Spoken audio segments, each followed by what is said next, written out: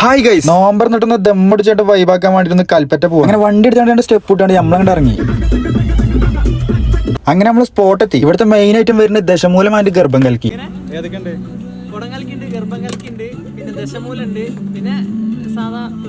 അപ്പൊ പിന്നെ ഇവിടുത്തെ വെറൈറ്റി ഐറ്റം ഗർഭം കലക്കി തന്നെ പരീക്ഷിച്ചു. അങ്ങനെ അതിന്റെ സീക്രട്ട് മസാല വിത്ത് സോഡ അങ്ങോട്ട് സാധനം ഞമ്മക്ക് കണ്ട് നീട്ടി. അങ്ങനെ ഉദ്ഘാടനം നമ്മളെ ബഹുമാനപ്പെട്ട അവന്തിക്കാമ്മയുടെ അങ്ങോട്ട് കഴിച്ചു.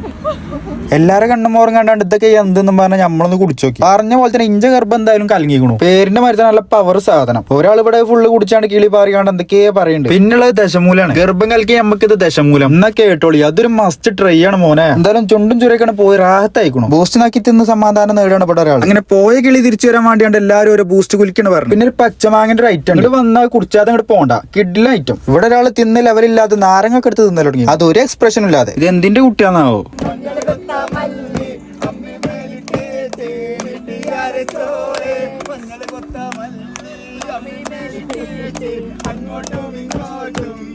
ഗർഭം കലക്കിന്റെ പവറാന്ന് അറിയില്ല. എല്ലാരും അങ്ങോട്ട് ഓണായി. നോമ്പർ എന്നിട്ട് കൽപ്പറ്റ അങ്ങാടിക്ക് വരുന്ന ഇവിടെ കയറിയാണ് പവർ ആയിക്കോളൂ. അപ്പൊ ലൊക്കേഷൻ ആരും മറക്കണ്ട. നമ്മളെ റിലയൻസ് ഫാമിന്റെ നേരെ ലെഫ്റ്റ് സൈഡ്.